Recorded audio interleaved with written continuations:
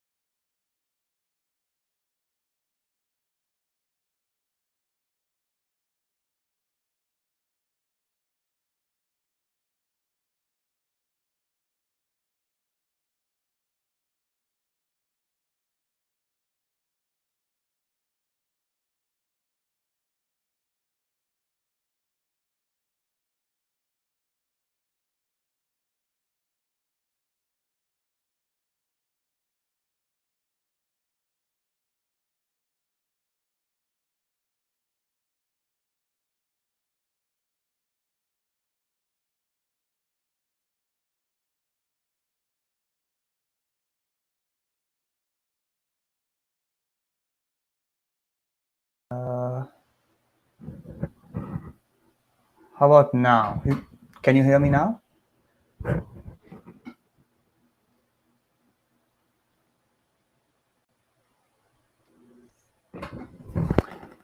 Okay, Prasanna, now you can hear me? Nice to see you here. Okay. Okay, you guys should be able to hear me now. Okay, all right. All good. Perfect. Firstly, thank you so much for joining in. Okay, more confirmation that they can hear me. Perfect. Okay, all right. Thank you so much, guys, for tuning in. Today I have so much going on, so I just wanted to make sure that my streaming goes well. Uh, if you guys are new here, my name is Rajat. You can call me Raj. And so today I'll be finishing the demo, which I started last week. So firstly, thank you all for those who joined my or who came to my oil painting masterclass this weekend. It was a great turnout. Thank you so much. And those who weren't able to join but had registered, you guys would have got a link in your email so you can rewatch it. I think the link expires 48 hours after you have got that email. So just make sure that you watch it before that's done. And for those of you who weren't able to register it this time, I'm planning on hosting it either this week or the next.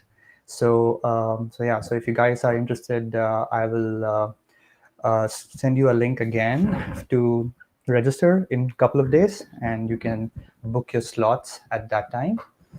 And so I'm hoping you guys would come there for those of you who hadn't registered the first time around. All right. So, and those of you who have requested to book a call with me for joining my art program, which is the Creative Leap Academy, um, um, thank you for that. So, I will be talking with you guys uh, whenever you had booked the slots. And those of you who want to join in, just hit apply in the comments section. I will talk more about it at the end of this demo. But yeah, so if you have already booked a time slot, I'm waiting to uh, hear from you as well. All right, so in this demo, I wanted to finish the piece. So I'll have this demo for the next 40 minutes to an hour. And after that, I will see how much more is remaining. So based on that, I will decide if I should do another demo or just let it be. And the importance, or at least what theme I wanted to present in this demo, besides completing this painting, was to just to understand how brushworks play a significant role in completing a piece, and also to make it very much unique to your style. Okay, so no matter how small or big the canvas is, at the end of the day, all it matters is how you have composed the scene just with the paints and your brush strokes. Okay, so I'll be going a bit slow. Again, this is not a class, so I won't be like going through each and every thought process as I move forward, but I will be touching up on few points which I think is important. So if you guys are, if you guys want to try this out, you can. There's already a reference image attached along with the event, so you can see that, and if you want to give it a shot, you can. Okay, so yeah, so at this moment I have just done the block in, so I pretty much have blocked in the whole canvas. So when I mean block in is to have all the elements of the composition that I need, either with adding extra lights or extra darks, which I may do in my second stage after the block-in. But here, since it's a very small piece, I think this is an 8 by 10. I already have the main elements and I've slightly gone over a little bit thicker layers of light and darks. So yeah, so I just want to like go ahead and complete this piece now, and just to show you what you can do even with very little amount of brushstrokes. Okay, so let's see. I have to record this for my class as well, so I'm planning on doing that. All right, okay. So wherever you guys are tuning in from, just comment on the chat. Would love to see where everybody is watching from. Okay, so again, the way I started my block-ins was I went from dark to lights. So again, I'm gonna continue working in the same order. So I'll be doing the darks and the lights. Okay, let's see. Do you have a recording of the previous class for this painting? Yes, I do have it. I think it's there, and it's there on my LinkedIn because you're watching from there. So I think even if not, I'll probably send you a link to that, so you can watch me do the demo of the very first version as well. Okay. All right. So let's go ahead. Yep. Please feel free to ask me any questions. Sometimes I just get lost during painting, so let me know. Okay, so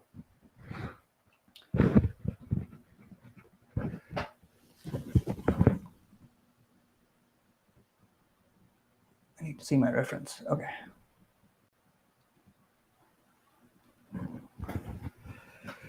Okay, so yeah.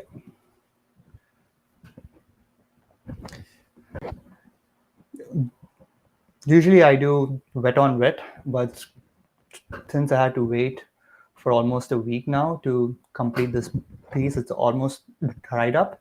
So all my darks have slightly gone towards the lights because all the oil has been absorbed. So at that time, what you can do is you can either oil out the whole painting again, or just go over your darks again. Yeah, anything extra work I tend to avoid, if you know me. So I don't usually oil out my paintings much. I don't mind going over the whole canvas again. Okay.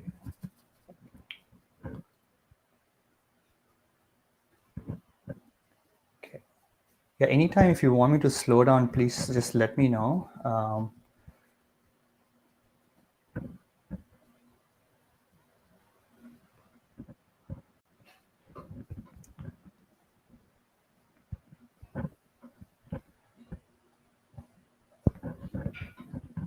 Yes, some of you have asked me the recordings for the masterclass which I had hosted. So yeah, if you had registered, you would have already got a link. If you haven't, then it's not in my control as yet. So I'm planning to host it again next weekend. So if you're free, I'll send you a link to register and you can do it then. Okay, I need my cobalt violet.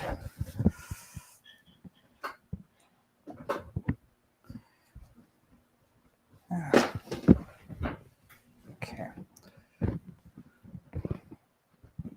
So yeah, so at this moment I'm just going on with my dark areas. So wherever I have my darks, I'm gonna first attack that. And again, you try not to have too many brush strokes in your darks. Just keep it very subtle.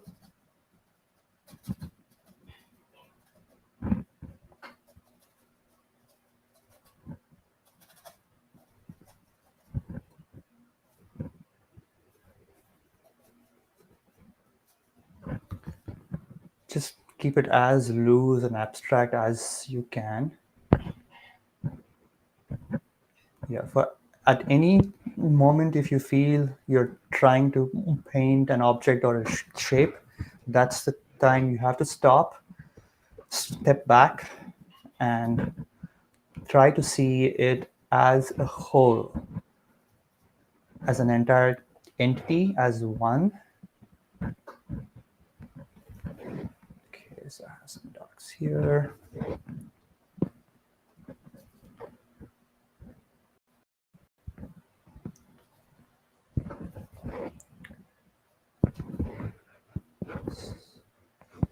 So one of the main functions of the darks is to hold the light.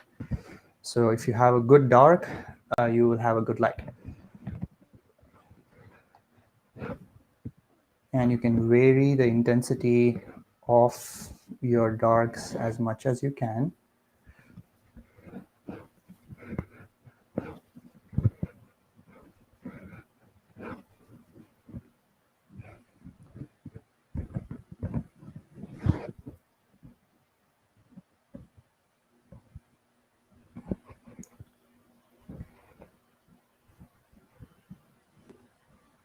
Just lay down the brushstroke and just let it be. Don't try to blend in or change anything after you have laid the brushstroke down.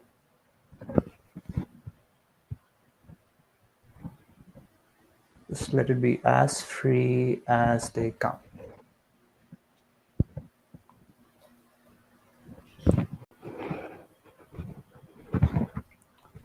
Okay.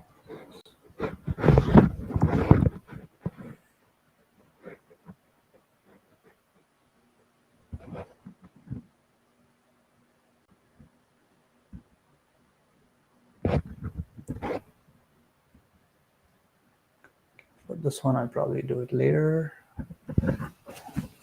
Okay. Right. There's really not much darks left here. Like if you have done not a good job, but if you have done most of your work in your block-ins, then your second stage of your painting gets really easy. At that time, you don't even need to refer to your reference image. You can just use what's there in the block-in because all the information is already out there. Oops, that's too dark. It's too dark. And I don't pre-mix my colors because all the information that you need is in your painting. It's not in the reference image. So as your painting develops, you need to use information what's on the canvas to mix your colors. If you pre-mix your colors, means you would have done it with the information what's out there or with the help of your reference. But there's only so much you can copy or imitate your reference, right? So it means no matter how much you have pre-mixed your colors, you will still have to adjust based on the information is there on your canvas. Okay, I'll worry about this foreground later.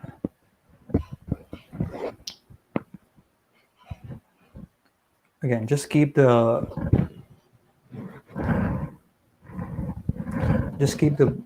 brush strokes in your darks very soft, nothing hard edges, no hard edges there, so that it doesn't draw any attention.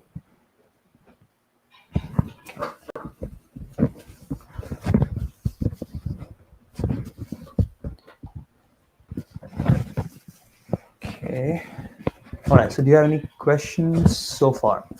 Okay. Anne says I have to go. Unfortunately, no worries. Yeah, this recording will be there, so you can watch it later as well. All right. So, I'm not going to do very much with the darks at the moment, so I'll go ahead and do my lights, which is where most of the work lies ahead of us. Are you guys okay so far? Do you prefer to?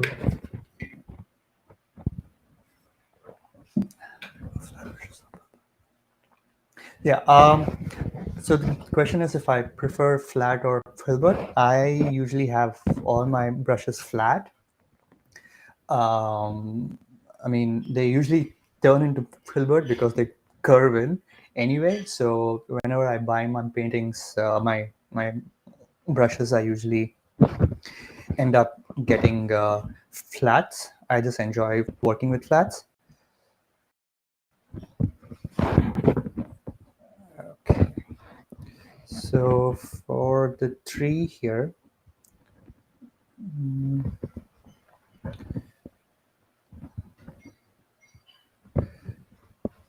okay, let's see if this color is the right color for.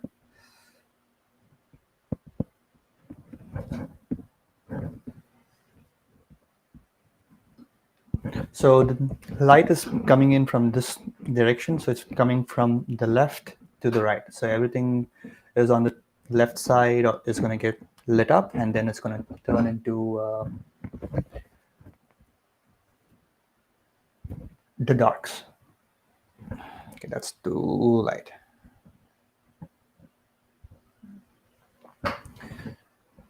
So if you are laying down the paint correctly, you don't need much paint at all, because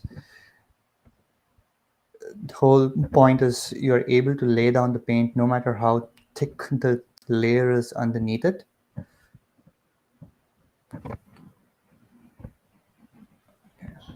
Again, I'm not painting a tree, I'm just painting a shape which looks like a tree.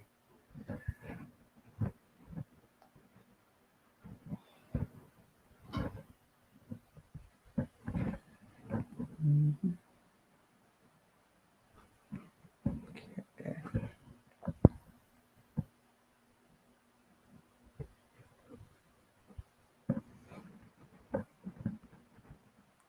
Okay, let me do that. I think it's a bit light from where I see. Okay.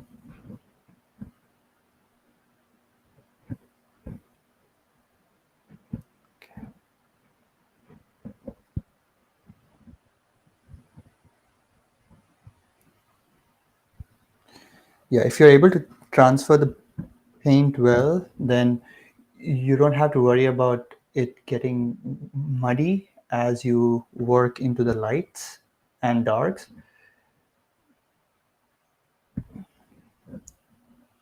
Just go with the flow, just see the direction of the rocks that's in here, and just lay the paint. Okay, see some green there.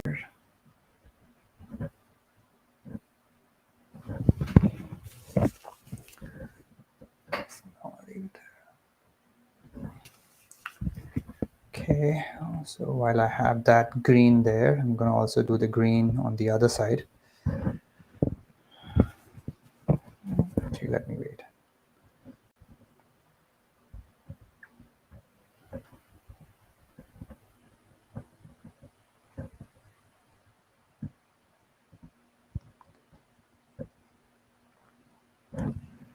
Sometimes it helps to push your colors a bit more than required to actually know how much light or dark it needs to get from where you are.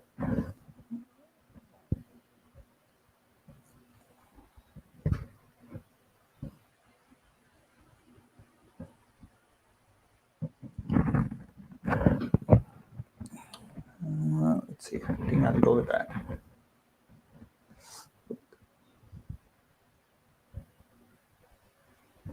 It's a little warm, so I'm going to cool it down a bit, but I'll keep the same value.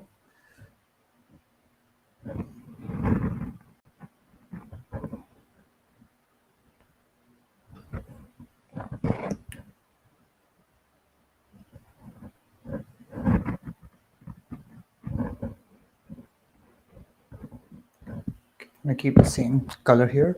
Just try to keep your lights as simple as you can. The more simple your lights are, it's the higher the impact is. So just keep it as simple as you can.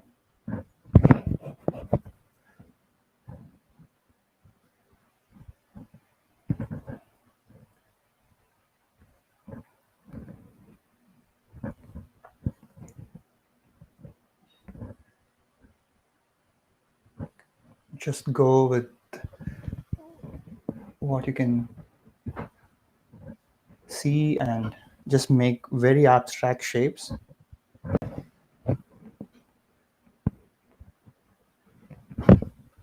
Again, this portion here is not that important, so I'm just going to lay as much simple brush strokes that I can here.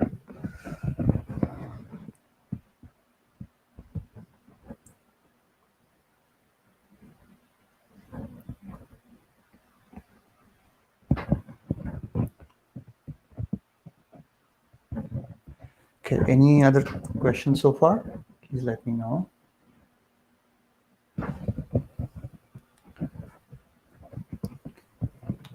Trying to get used to this live.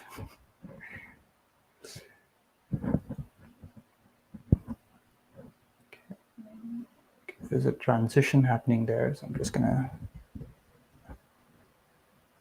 slowly make a shift to the darks.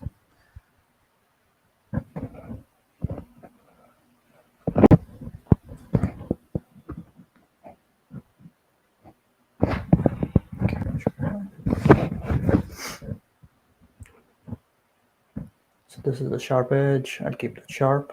Keep this light here.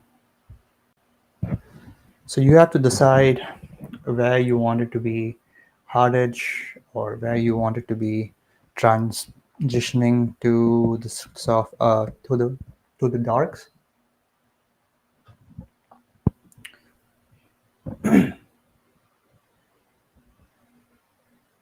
Transition here. Yes. Yeah, you get to control the intensity of the transitions. So just keep it as simple as you can.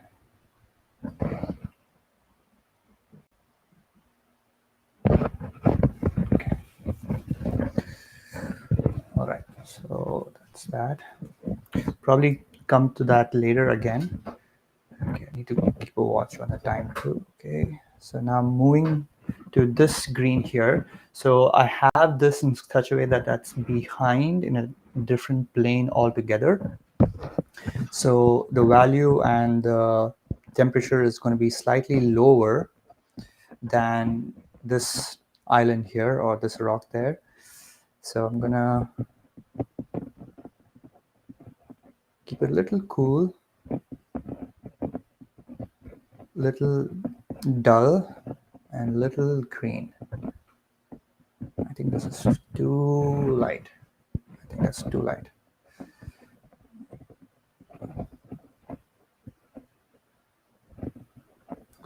Yeah, you can always change up your paintings as much as you can, so don't worry about making a mistake. Just keep it as light I want this to be slightly behind, so I'm not that worried about the details in this region.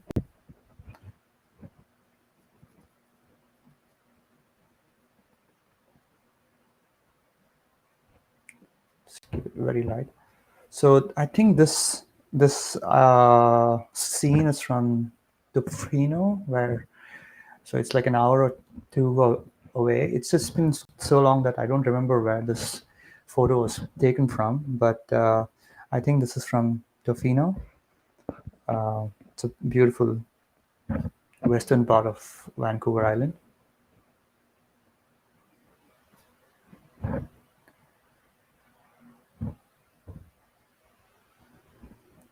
Okay, just gonna keep that. Okay, I have one question here. Okay, the question is, how do you decide your colors when you paint from photos or plein air with the artist liberties? Any easy formulas? Okay, how do you decide your colors when you paint from photos or plein air with the art?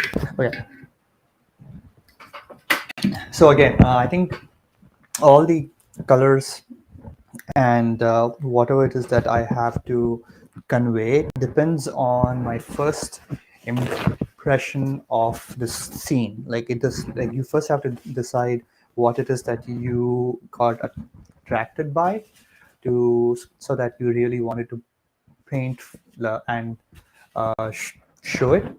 So from there you can pick few elements, and the colors depend on what it is that you're trying to uh, sh- show the audience, because a scene like this, there's so much going on. Even if it's a very bland scene, you still have so many variations of colors, temperatures, values, but you get to decide what it is. Like sometimes we feel that it's the image or the scene that you need to completely imitate, and that's what you need.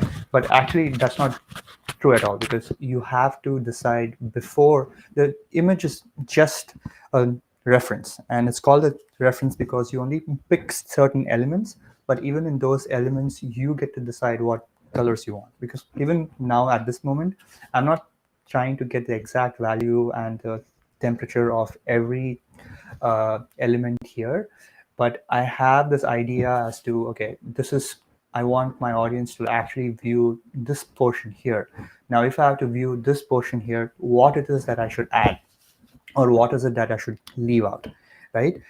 Sometimes leaving out is much more important than adding in. So I take a lot of time to just to see what I can leave out first, and then from there add my impression of what it is that I want to show. I hope that helps. But one of these days I'll probably try to do a setup where I have both my palette and the canvas side by side. And but to keep the answer very simple, you need to have a vision from the very start as to what it is that you are trying to convey, and the reference or the scene, the actual scene, they are there just to help you and guide you if you get lost. It's not the other way around.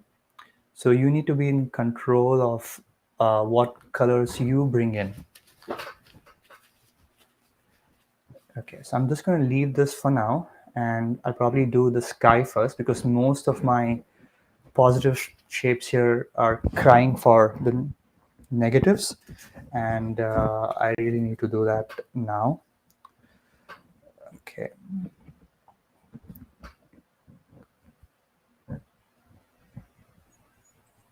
Okay, let's see. All right. So towards the horizon, there's a lot of atmosphere. So the color of the sky would be slightly paler than. I think I need to use another one.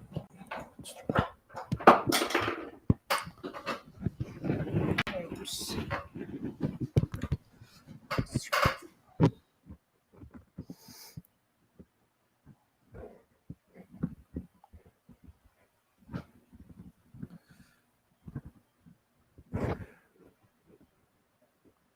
So even if you're not able to do the shapes of whatever it is that you're trying to achieve, every shape has a positive and a negative.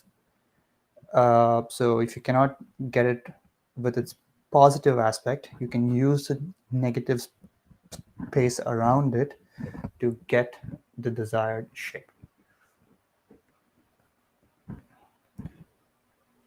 Just carving the shape. So painting in oils is more like sculpting. So you're always trying to sculpt from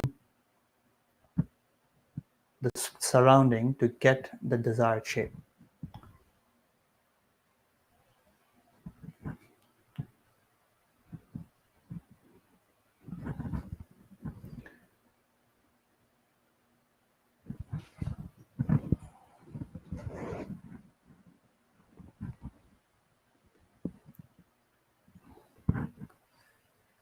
Okay, Cheryl asked, are you showing us your resource photo? I think I had it in the comments when I sent out the event. I think I may have forgotten. So I'll probably, after this, I'll probably do that. Sorry about that, but I thought I had it.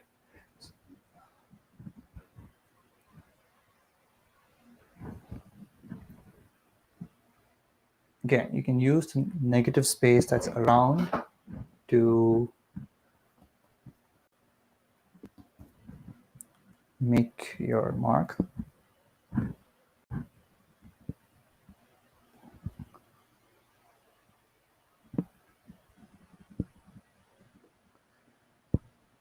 Yeah, for the sky, usually I have a different brush altogether, because even if it's got slight discoloration from the other colors on the brush, then your whole sky can turn into green or whatever different color that it has. So I usually keep a different brush, completely different for my sky. Okay. I think I'll leave that as is. So as we go up, we get a different hue of blue. So I'm going to add in a little bit more blue. I'm just adding ultramarine blue and a bit of cobalt.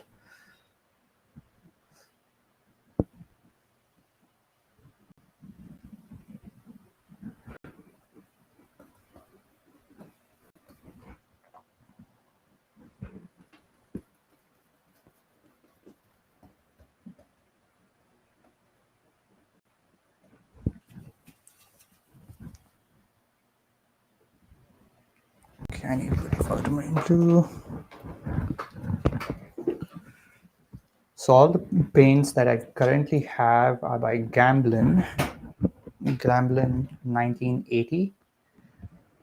So somebody had asked me that last time, and they're great. I mean, considering that they are artist grade, it's not a professional grade, but at this moment, I think most of the artist grades are really good brands, and they hold the paint really well.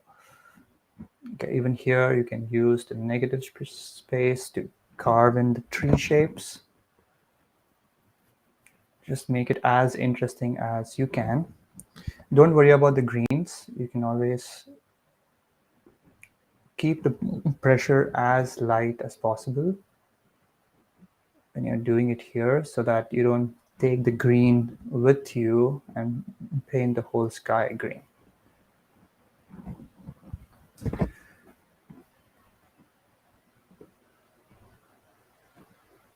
Okay.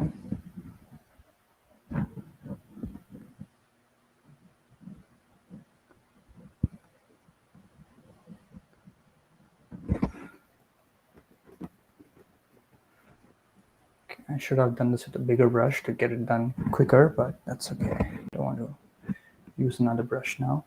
So for this guy here, I think I think I'm going to tone it down a bit more the green. I think it's a little bit too light for what I need.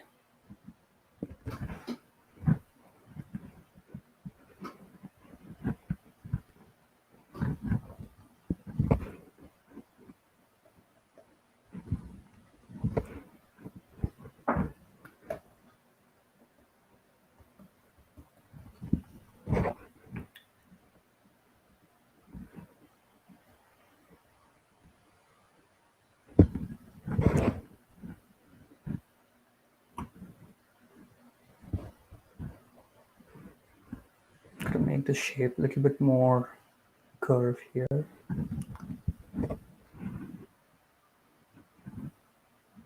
want this to come in more deeper. That way it's got a little bit more character. Quicker. Then here, and go in. There we go. Okay. Much better. Just try to carve as much as you can. The more you carve, the more easy it gets.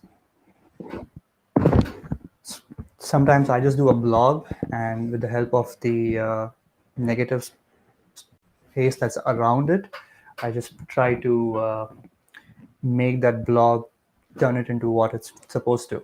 It's so much fun that way than doing it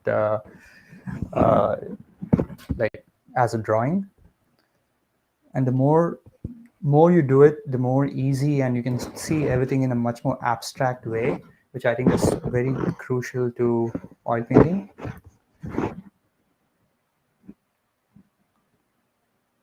Okay. So I'm just going to leave that for now. Okay, any questions so far? Okay.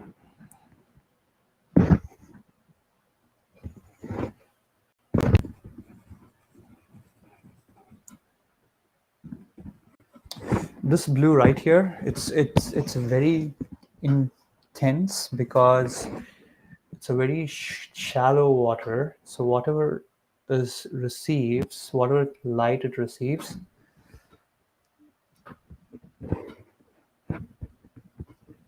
it's almost like it's almost transparent because you can see the ground in a way because there's not much going on. So this got a very nice blue to it.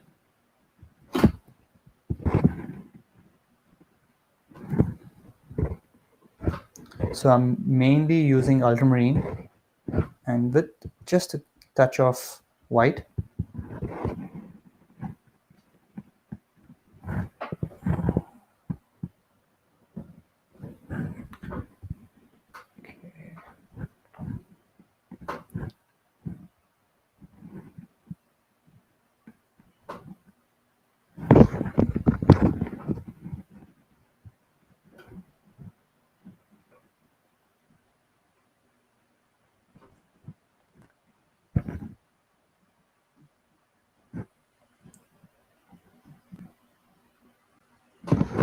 Just add a bit of notes here and there so that feel, sorry.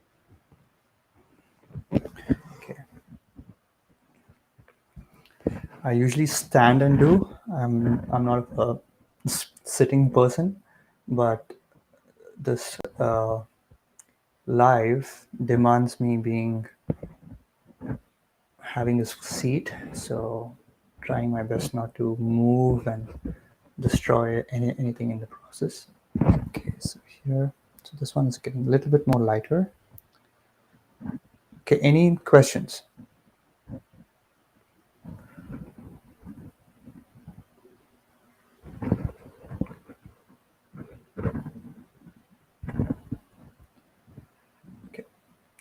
This one is aqua, so I'm just going to take a bit of whatever I have and add a bit of Naples, just a bit, so that turns it slightly towards green, but not completely green. So aqua has more of a nice, cool blue green color, and it's very, I love this color more than just blue actually.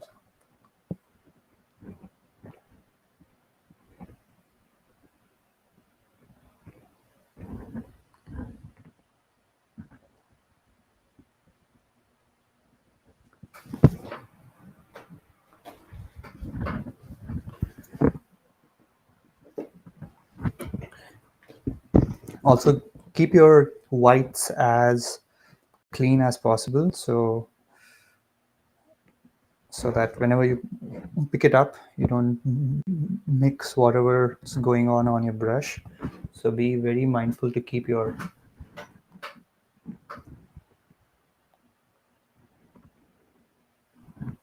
So okay, so when sculpting, I have a question. So when sculpting the dark shape on the right, I'm assuming it's the rock here, did you lay the sky blue on top of wet paint? Yes. So it was already dry from last week, but I did it again. So it was wet when I had to carve it. So both my darks and lights here were wet when I had to do it. So is it Naples yellow and ultramarine? It's Naples, ultramarine, and white for the aqua. You can try using a bit of cad yellow, but for what I need, I don't think I need that much of a green, because I don't want it to overpower what's happening here.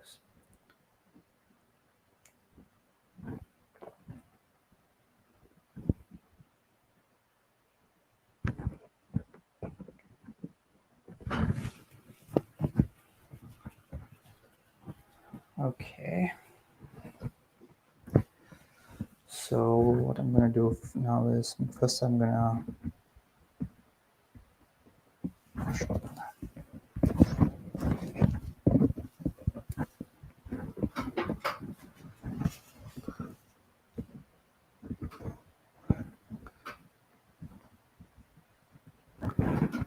first do.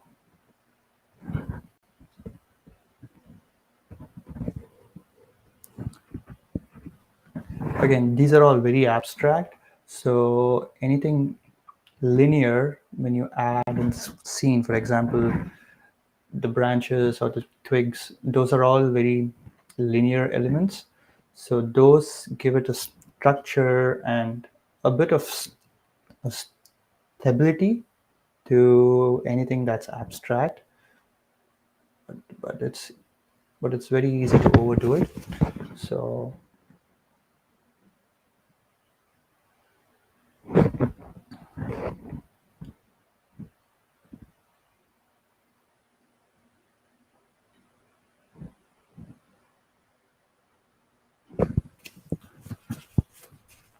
okay, so what's going to happen now is, so again, this is a bit of a blob here, so I'm going to go in with my blue and carve it in.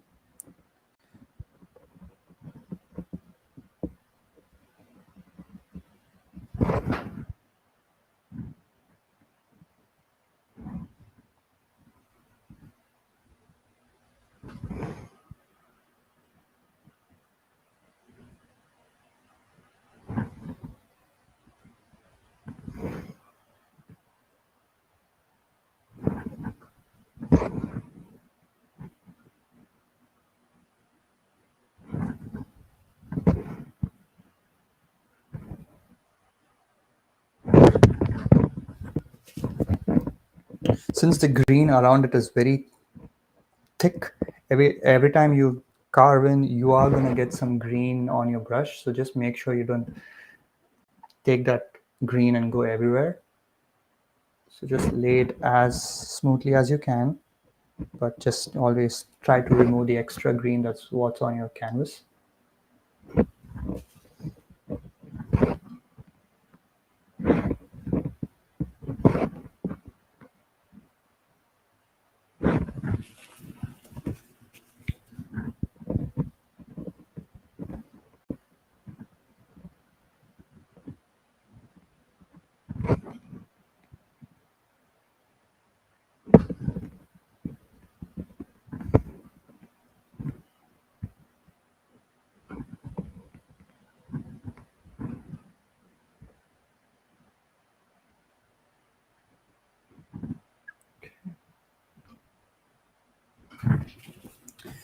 So, and I'm gonna make it a little bit more darker because I think that green is just too light for what it's worth.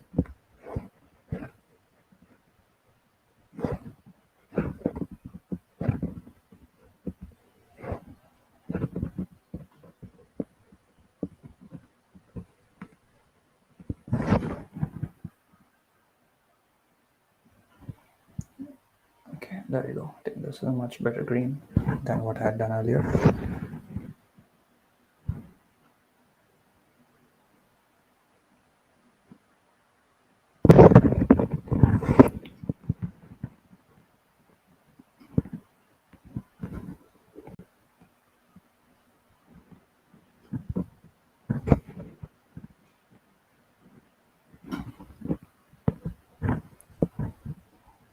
Okay, let me know if you have any questions. Okay.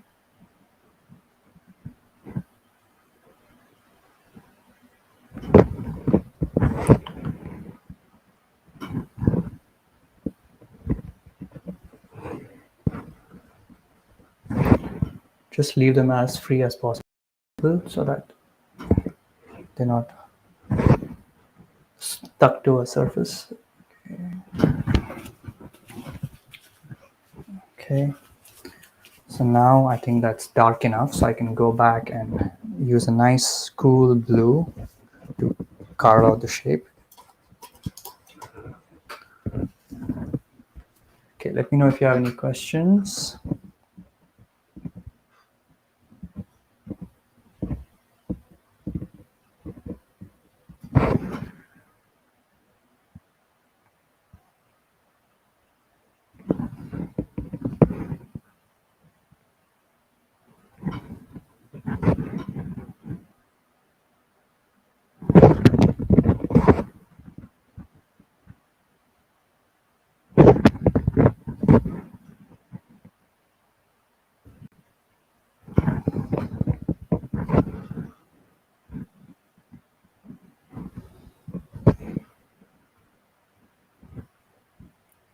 Okay.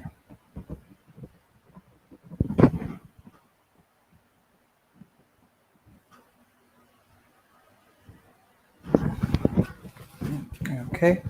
So, and then I'm going to go with the same blue and just carve out some shapes here.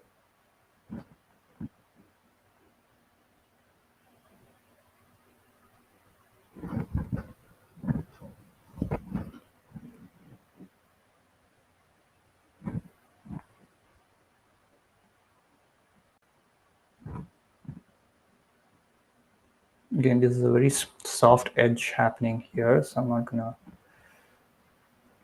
worry much about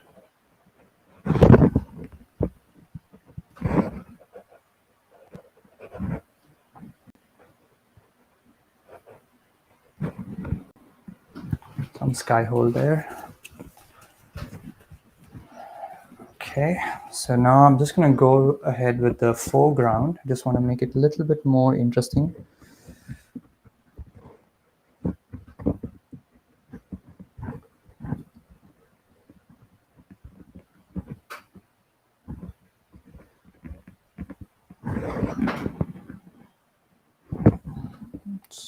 Right.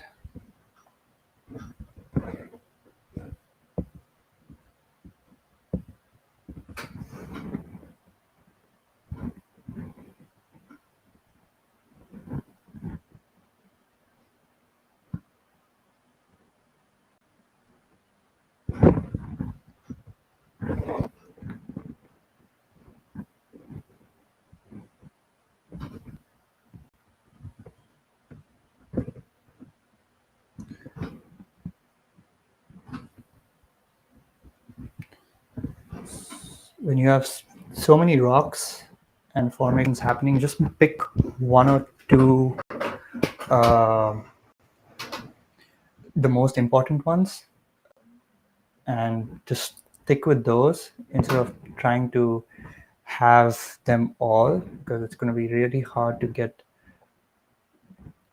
because all you're doing is trying to get a sense of what's happening, not trying to duplicate the scene.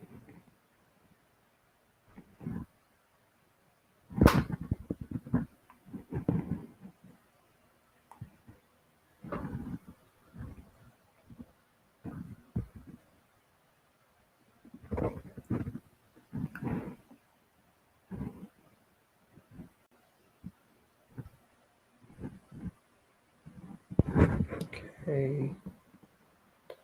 Get some light.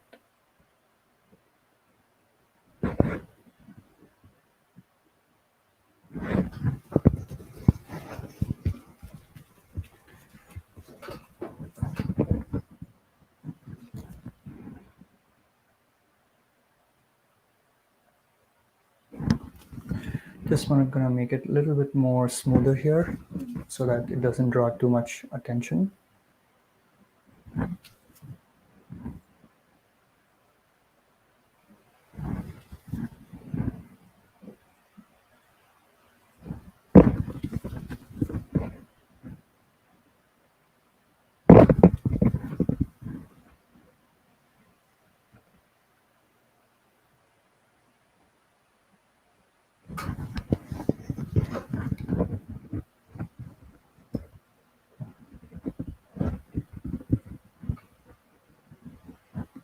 Okay, let me know if you guys have any questions.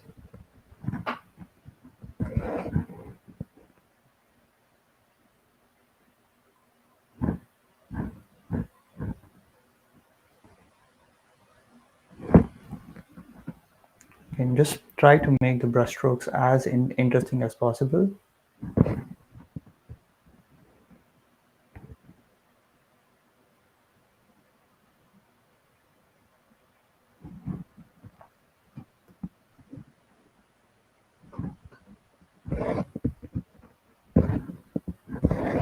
It's a very dark shape here. Put that there.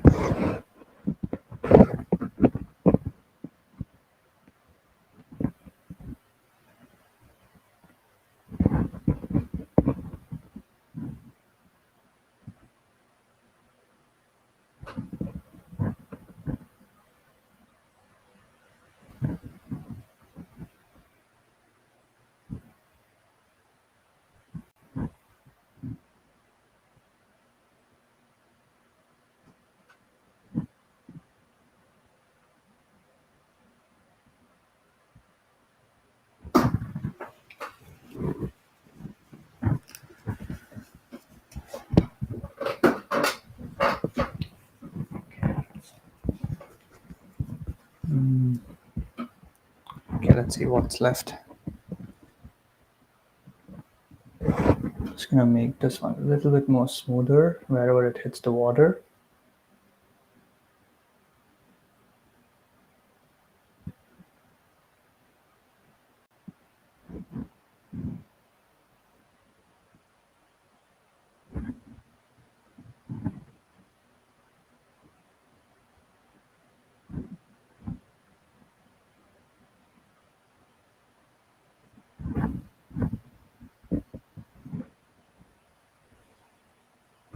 Okay. Any questions so far?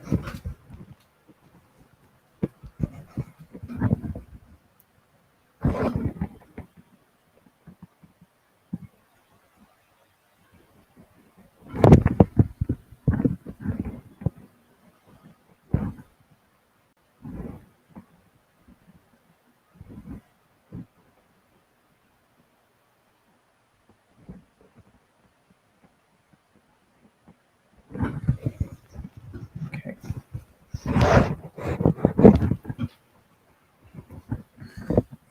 And then if you want to get some more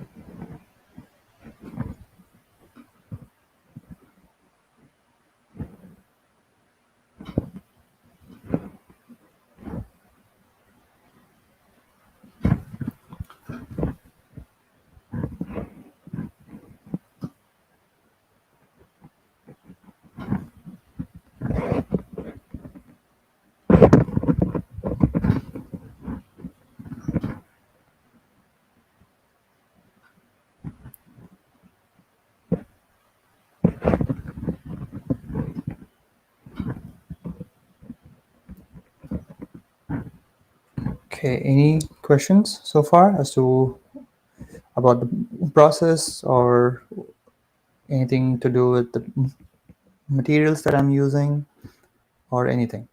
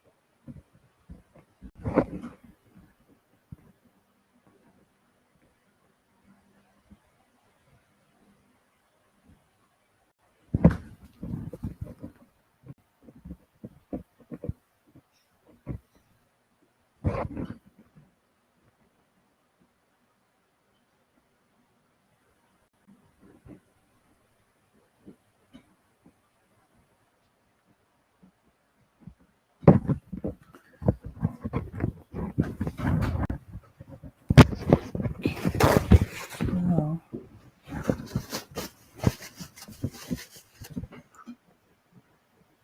Just go with a dry brush and make all the edges soft here.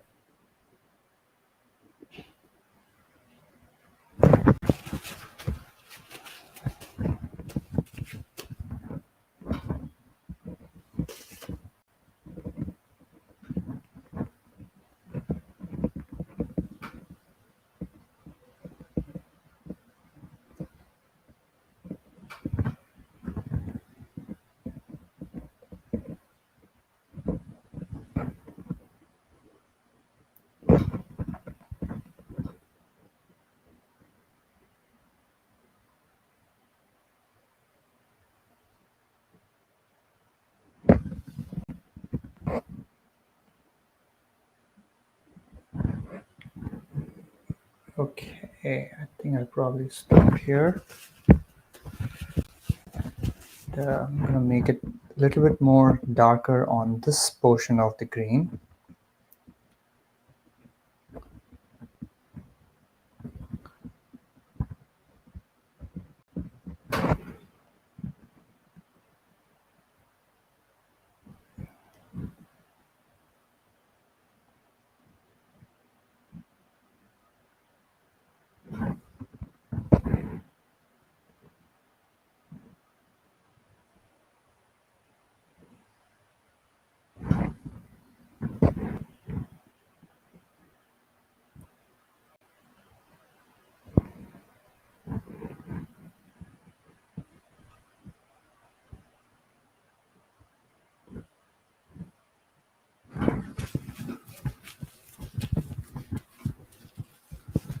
Keep it very light.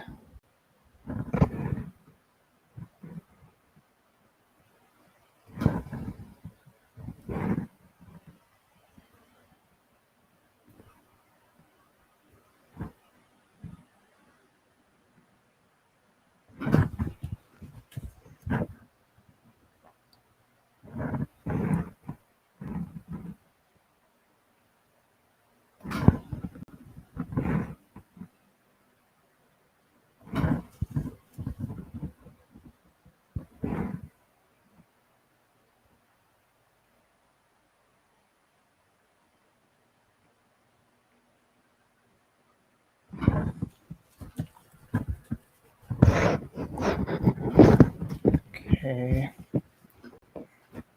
And what I would do at the end is for this guy here, just make it a little bit more pop. I just want to make it a little bit pop out more.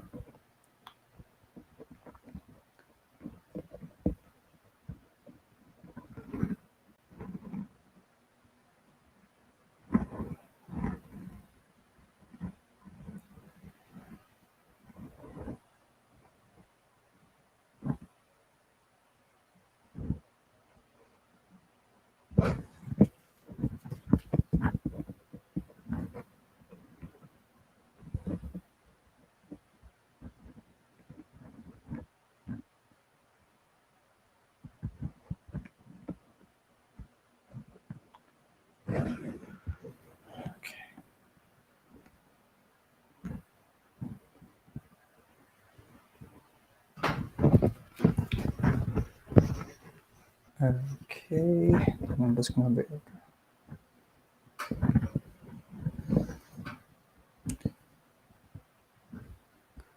So I think I'll probably. Oops, see. All good.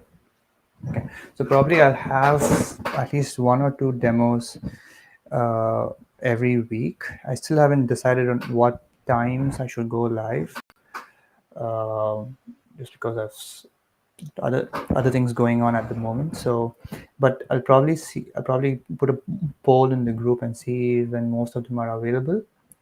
And during the masterclass, I hope I answered as many questions as I could, because I had two or three chats going on simultaneously. So I tried my best to address them all. But if I haven't, I apologize. But yeah, you can just email me or just send me a text uh, with your question, and I'll get them answered. So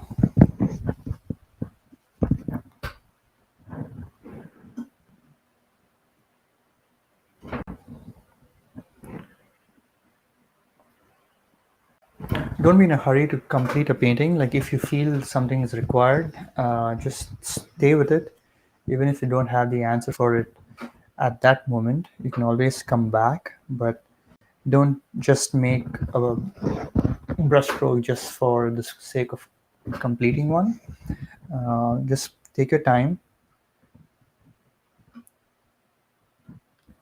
and just be with it for a while.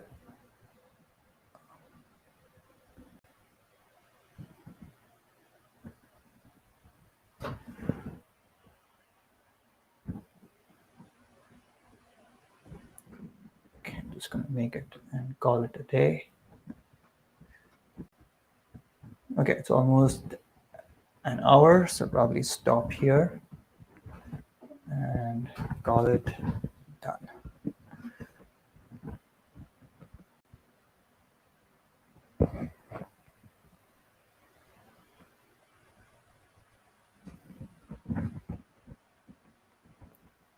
Okay, any questions before we call it a day?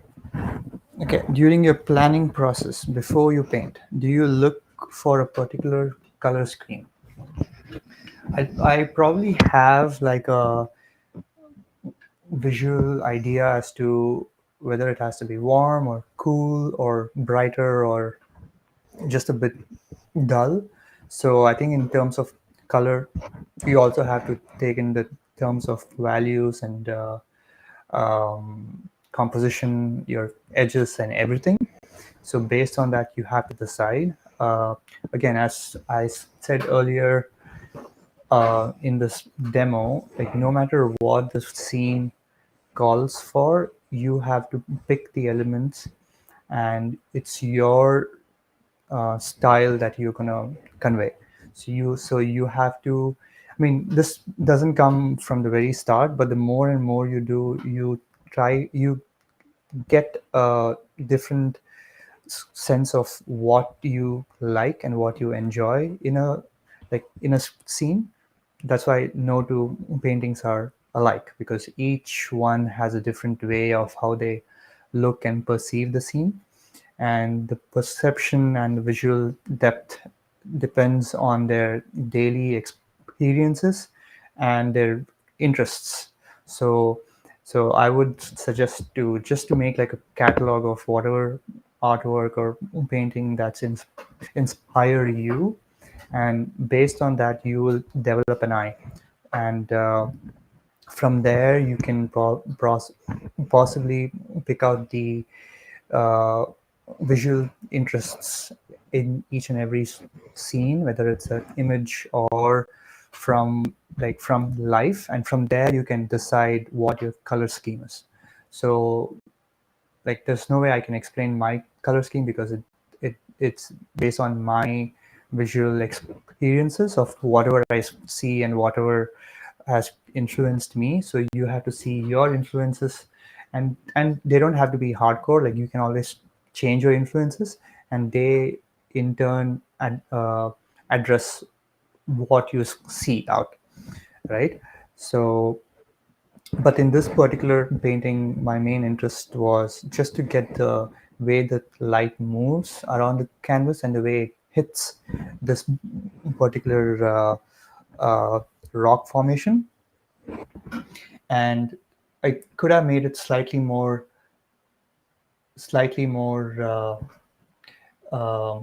what to say, more brighter, but I just want to keep it as subtle as I can.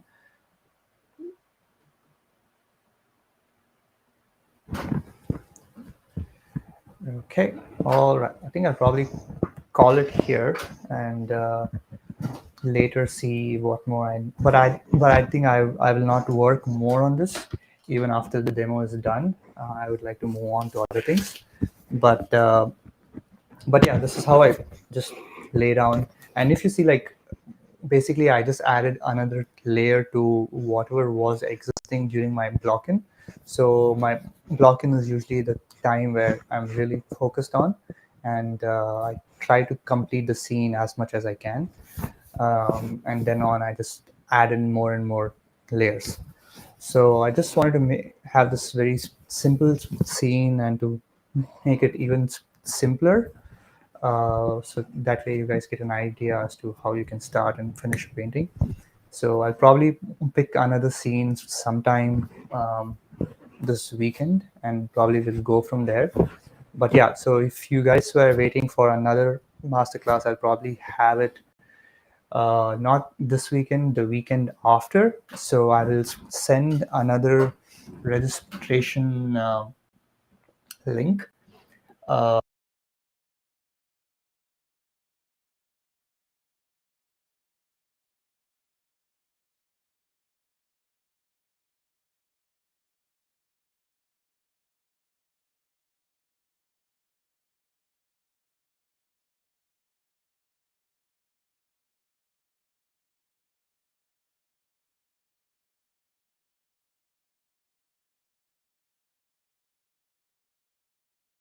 Let me just go back to what I was doing so that it doesn't harm the painting.